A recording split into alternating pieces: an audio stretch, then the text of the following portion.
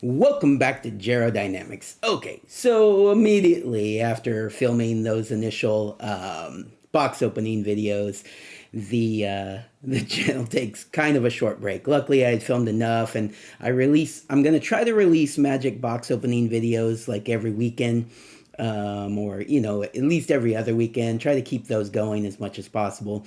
But in the midweek, I'd like to do more political videos, more movie videos, more wrestling videos, other types of videos that interest me. And I wasn't able to do that for the first couple of weeks of January because I didn't realize that the kids didn't go back to school just yet. I try to film these when everybody's gone so that there's not a bunch of noise in the background. But I think I'm going to work on that. I'm going to figure out, a better solution so I can do videos at different times throughout the day so I can get more videos recorded because I want to stay on top of trying to at least do one video a day, maybe more in certain situations. But anyways, let's go ahead and jump on a couple videos here. Not nearly enough time to film all the videos I want to film, but I'll get some out for you guys. And so this one, we're going to start with a political video. The inauguration is on Monday. And so I do want to do a video where I talk about what I would do, like immediately taking office if I was in Trump's situation. And this is obviously what I would hope that he would do. But let's go ahead and kind of take a look at it.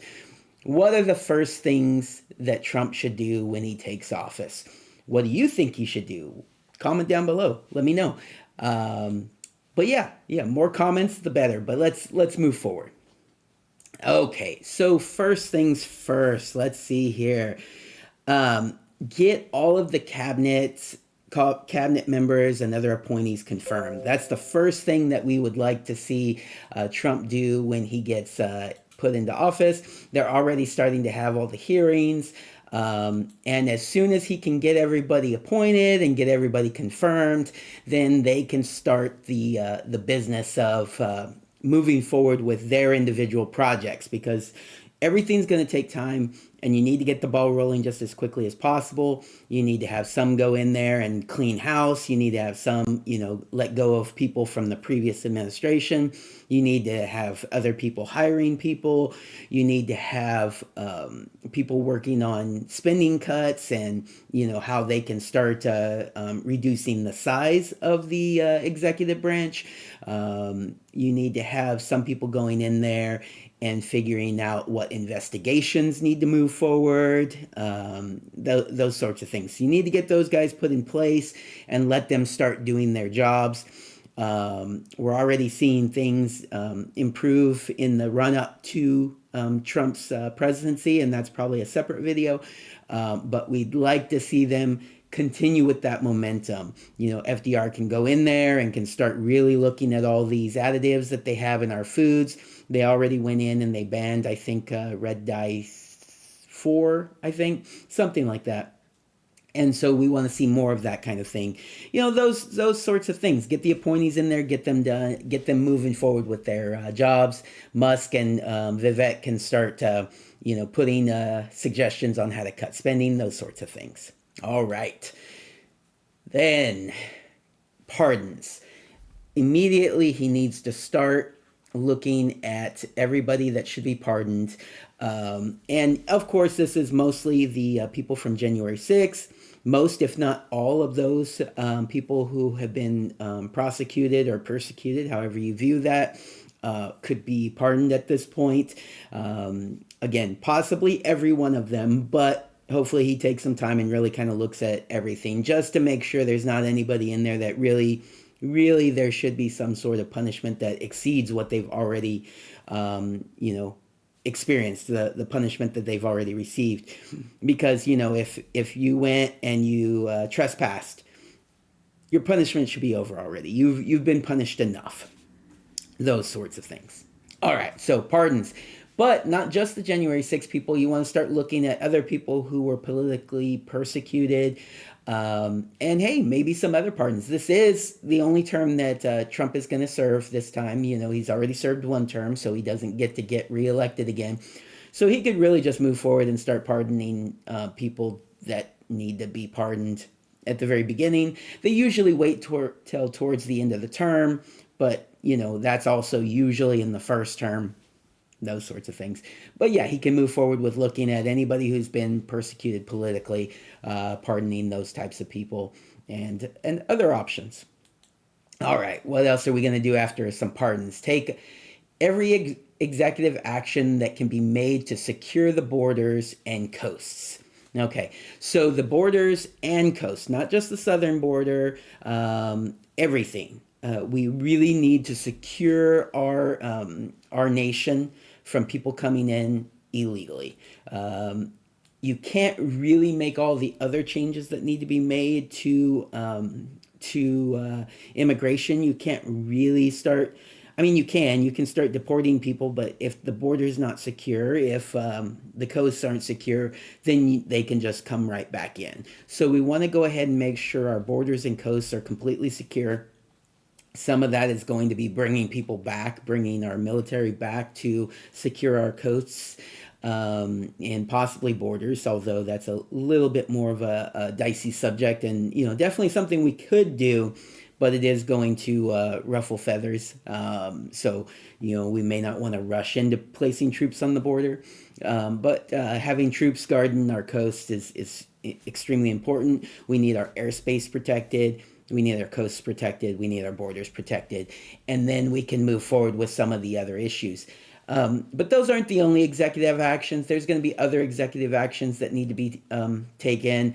And he's already kind of talked about those. The joke about him being a dictator on day one is basically him saying that he's going to implement numerous executive actions on day one. So not going through the legislative process, but these are executive actions that he does have the right to implement. Hopefully he doesn't exceed that, because then it'll go to court. But yeah, there are other executive actions, and reversing a lot of Biden's executive actions. That's another thing that really needs to be looked at right away. Look at all of Biden's executive orders, executive actions that have taken place, especially the ones he did towards the end of his term. Go ahead and get rid of those, toss those right back out, and let's start fresh. All right, what are we going to do next here? Request Congress pass a separate bill with additional funding for securing the border and coasts, including replenishing our strategic oil reserves and our missile supply. So those three things can kind of be, I don't want to see a bunch of huge bills that tries to do the omnibus bills. I don't want to see a bunch of huge bills trying to be passed where they can sneak things in, or they can hide their true opinions about things, or they can blame each other for not voting for something because this thing was in it, but they didn't actually have a problem with that thing. They didn't support this other thing, right? Let's keep these bills really tight and concise. But I see these as kind of being all-encompassing. We need a secure border. We need secure borders, both north and south. We need secure coasts. To do that, is to secure our nation. And another aspect of securing our nation that we know immediately needs to be looked at is our oil reserves, because our strategic oil reserves have been depleted, and our missile supply has been depleted all throughout Biden's administration. Both of those things could probably be done right at the front. If they focused only on securing borders and coasts, I'd be fine with that. But I think these three things could be lumped together as a national security bill that needs to be passed ASAP. National security. And we can figure out the budget for the Defense Department and those sorts of things down the road, couple days, down the road a little bit. These things, securing the border, the funding for that needs to happen ASAP. And we might as well secure the nation while we're doing that with two other things that we know need to be resolved ASAP. All right. Okay, after we do that, we get the funding, we get the borders, coast secured, we get the funding for national security, for the securing of those things. We can start deporting illegal immigrants who have committed additional crimes, right? So we know in on our side of the aisle, that every person who comes into the nation illegally is committing a crime at that point. You know, they're all committing a crime. Technically, they're all criminals because they're all committing a crime to come into the nation illegally. But what we're going to be looking at is the people who are committing additional crimes. They're coming here as sex traffickers, drug traffickers. They're involved in gang activity. They're murdering people. They're raping people. They are involved in even going so far as like DUIs. If you're coming in and you're driving illegally, that's pretty bad. If you're coming in and you're drinking and driving illegally, you got to go. If you are coming in and just immediately taking part in a criminal organization or criminal activity, you've got to go. If you're harming U.S. citizens, you got to go. So all of these people should be the first focus. Afuera! They got to get out of here. Afuera! Get them out.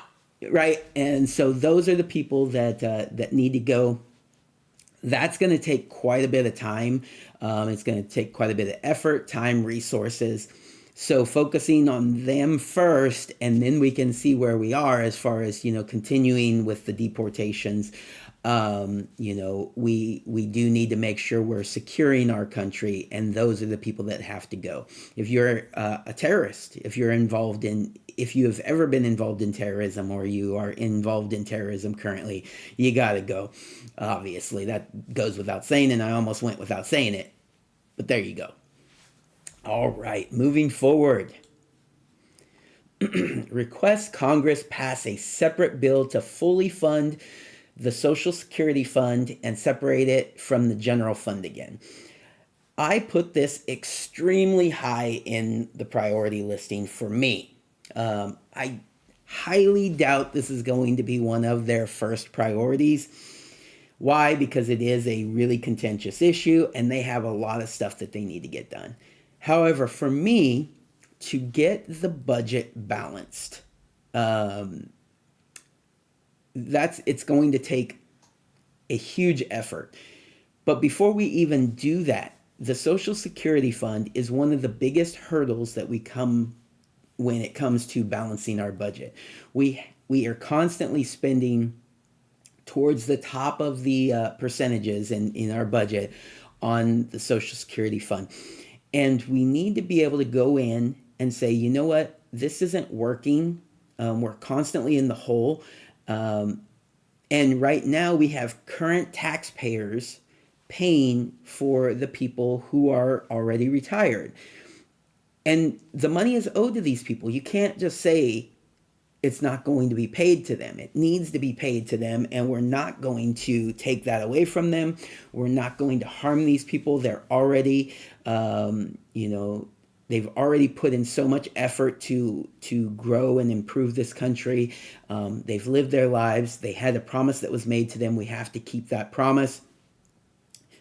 But we're doing it wrong, and we have been doing it wrong for a long time. This isn't just Biden did this. This has been going back, since, I don't remember the exact date that they changed things. But basically, the Social Security can be separated out. The fund for Social Security needs to be fully funded because we've already stolen from the Social Security Fund. We need to fully fund it and invest it in low-risk investments and let it fund itself, basically. If your Social Security taxes are going directly into that instead of the general fund, and it's being invested in very safe investments that, over the course of time will grow in value, without a doubt. Short term, that you can see dips and rises in those types of funds as well. But over the long term, there will be growth, and that growth will be used to pay these people at a rate that is a more it's more accurate to what is cost of living at that time, right? Their investments should have had growth from the time that they were working and paying into it. If they had taken that money that went into the Social Security taxes, they could have put that in a mutual fund, and they would have had more money coming to them in retirement than's coming to them from Social Security, right? Those sorts of things. So if we separate that out, then when we balance the budget, we are actually balancing the budget. I know there's there's this thing that gets said a lot. Bill Clinton balanced the budget, right? Or, he had a surplus. Some people say that wording, right? And while technically true, and he did, honestly, like as president, now mind you, it was in large part because of the Republican Congress, but neither here nor there, Bill Clinton signed the budget that ended up with us having somewhat of a surplus.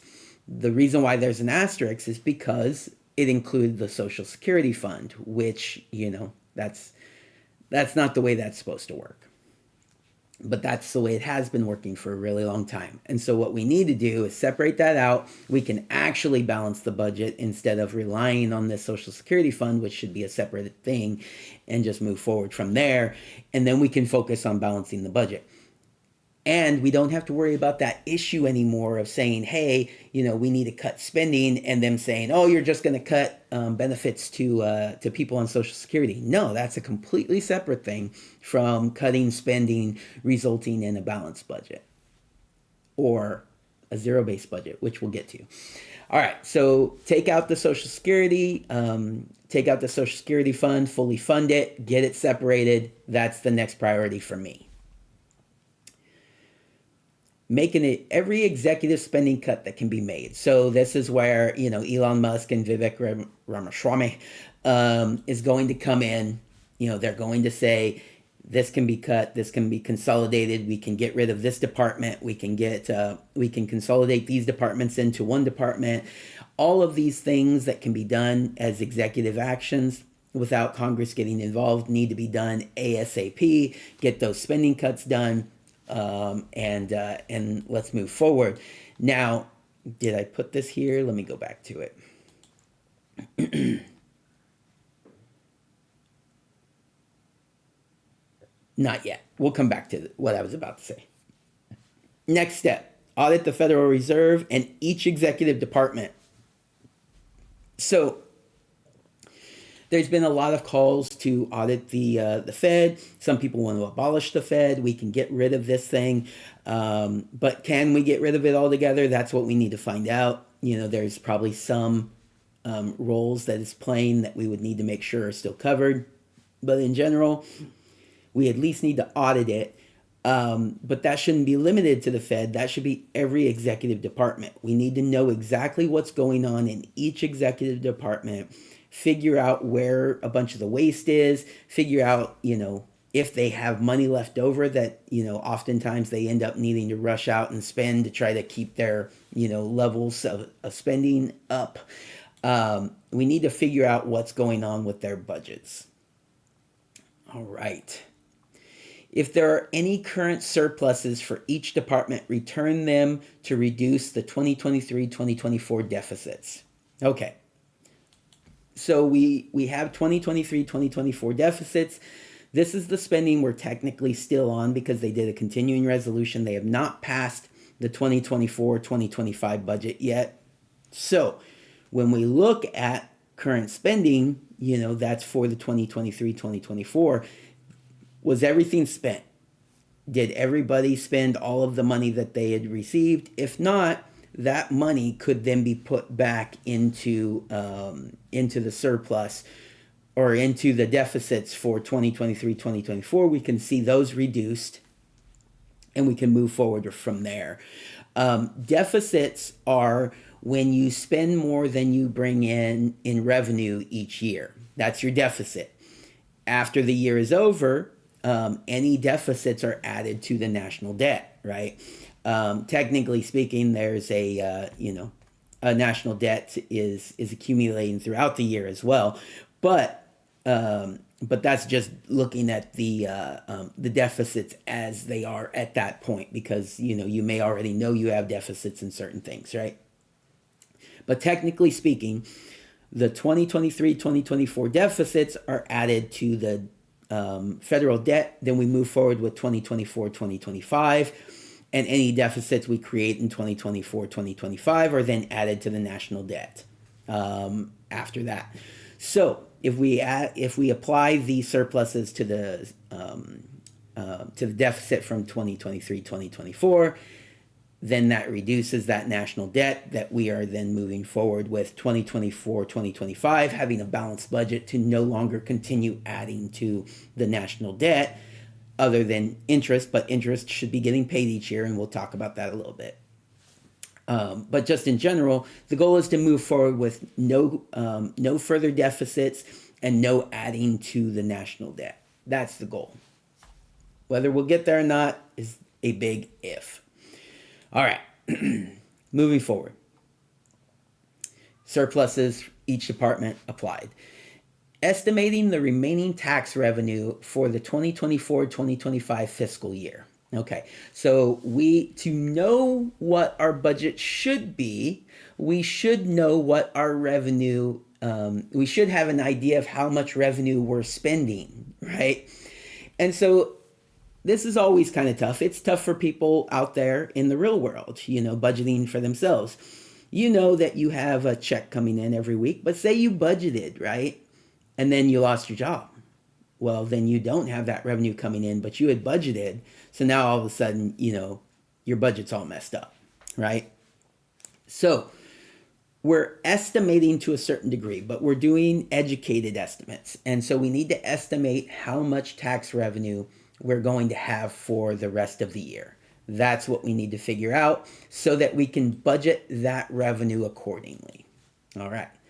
So that's the next step, estimating the revenue. Then we request Congress to use a zero-based budgeting system to use zero-based budgeting based on the estimate of the remaining tax revenue to pass a balanced budget. This includes interest on the federal debt for the remaining 2024-25 fiscal year. So we know how much revenue we have an estimate for, and then we create a budget that uses that estimate to make sure that we don't have a deficit moving forward. That deficit, the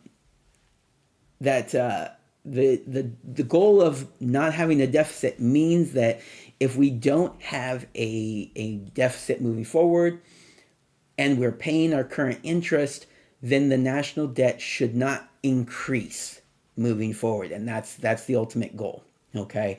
Because, we eventually need to start paying it down, but our first goal is to stop having it increase, right? And zero-based budgeting is basically saying, hey, I know what we spent in 2023-2024. However, that resulted in deficits. So we're not starting there and saying, hey, we're cutting from there. We're going to start from zero and start budgeting with the revenue that we have estimated. Nothing should be a cut. Everything should be a budget from zero. They always like to avoid doing this. They want budget cuts to hurt as much as possible. And if you start from zero, then everything is in play and we're not worried about what we're cutting here, what we're cutting there. We're just saying, hey, you started at zero, what do you need? And then we have to see if we agree with that. And then we can't go above the amount of revenue that we have estimated. And then that way we can, have a balanced budget. That's what I would push for as president. All right. After they get that budget, figured out, and then they try to get it passed, they should then immediately move forward with doing the same thing for 2025 and 2026. Don't wait. That's always the problem, is they wait until the very end, till right before the fiscal year is over, to start trying to pass the budget for the next year. They can't get it done in time. They're worried about government shutdowns. They're worried about blaming rather than, accomplishing a task. And so they start blaming each other. And so they end up having to pass what's called a continuing resolution. And so we want to avoid a continuing resolution at all costs. We need to know exactly what we're spending based on the revenue that we have estimated. So yes, they need to immediately start on the 2025-2026 budget so they can make sure that it's passed before October. All right.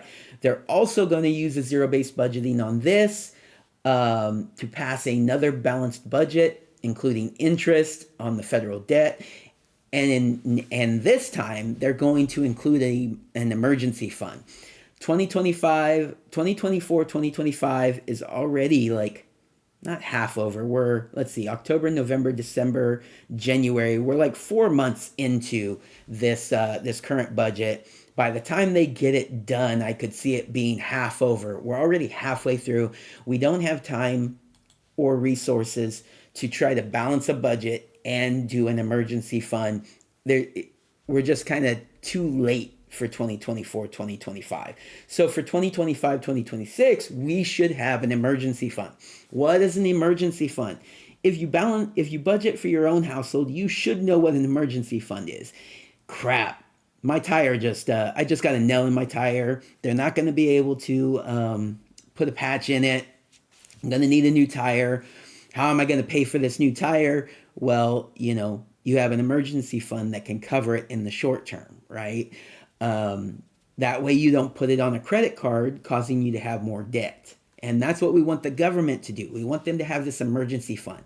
Say there is an excessive amount of natural disasters, which is something that we do see. And whether you are all on board with everything being blamed on climate change, doesn't matter. Say you do. Say you believe all of this is climate change's fault, right?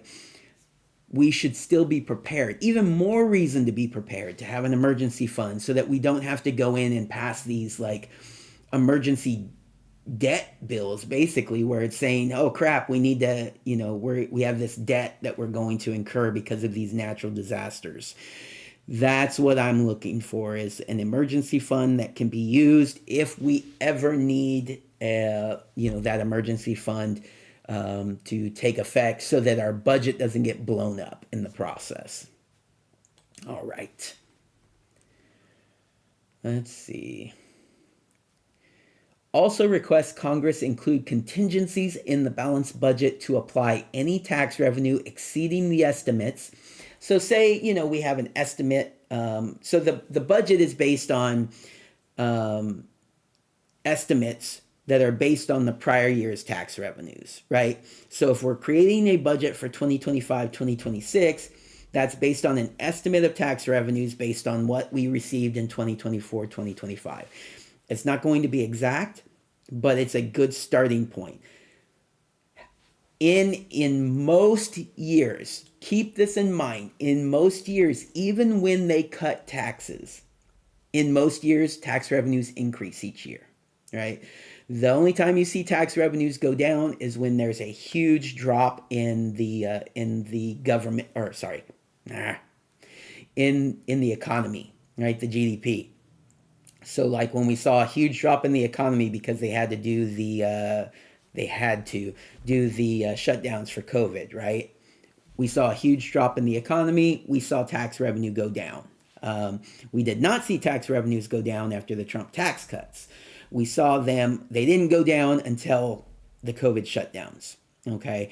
And before that, we saw tax revenues go down after the collapse in 2008, right? So we've seen tax revenues go down. It's not very common. It doesn't happen often, but there is a cycle, and we do have to make sure to plan for that. Sorry, I have just this one fly that seems to be wanting to irritate me right now. All right, so where was I? Silly fly. So we have, we're going to request that if tax revenues go up, which they should, the additional tax revenues are applied to the debt. All right, so how I wrote this was contingencies in, also request Congress include contingencies in the balanced budget to apply any tax revenue exceeding the estimates, the emergency fund, and any department surpluses that are returned at the end of the fiscal year. So if the emergency fund doesn't get used, or if any departments, and we should be encouraging them to do this, if they're able to get through the entire year and not spend all of the money that's allocated to them, that money should be returned, right? Without penalizing them. It should be returned. Maybe there's even some sort of encouragement for doing it. I don't know what that would be, but we should encourage these departments to not spend all the money if they can avoid spending all the money. Anyways, revenue increases, emergency fund that isn't spent, department surpluses that aren't spent. That all gets returned at the end of the fiscal year and applied directly to the federal debt. Previously, I said apply it to the deficit from the year in question because there were deficits. Now we should be having a balanced budget that does not have deficits. Therefore, any additional funds could be applied directly to the national debt so that we are starting to actually reduce the national debt instead of just, oh goodness, it's going up, it's going up, it's going up. Hey, let's stop deficits so it stops going up. Well, we also have to pay it down because right now we're just paying kind of interest on it for the most part. We do need to continue to pay the interest, but we also need to start paying down on the national debt. And there's other ways to do this. We'll get to that at some point, maybe not in this video. But one of the things, that Trump's talking about is tariffs, right? So possibly tariffs could be used to pay the national debt down. Anyways, that's a whole nother video. Okay, so all of the extra money goes back to the federal debt. Let's start getting that paid down. Then there needs to be investigations into government corruption, collusion with the media, social media to violate free speech, corruption at our intelligence agencies, pedophile cover-ups in and outside of the U.S., human trafficking, drug trafficking, and many other things. We need to have investigations into all of this, right? No one necessarily needs to be prosecuted and punished for these things, but we do need to have the investigations so no one needs to be, but some will probably be. Some will probably be prosecuted and punished. But even if no one was, the transparency of these investigations would immediately show the American people all of these things that are happening because they need to see that it's happening. Otherwise, we won't continue this change moving forward. We need to convince the American people that all of this stuff was happening and it needs to be stopped. All right. So investigations, transparent investigations. Let's get this information out to the American people. We need to start communicating with the leaders of other nations to start encouraging improvements around the world as well. So as you see with the whole situation with Musk and England, and he's calling out their, basically how they're stonewalling the investigations into grooming and pedophilia gangs that are taking place there, that sort of thing. We need to encourage that the world that is on our side, these are our allies, should start looking at possibly maybe improving the situations around the world. Other than the U.S. getting directly involved and going to war. We don't want to do any of that. However, through strength and through negotiations and through transparency, we can get other nations to act in the way that would be better for the world. Those sorts of things could start happening pretty much immediately. All right, now how about you? This video did go longer than I was expecting, but that's okay. This video was a detailed video.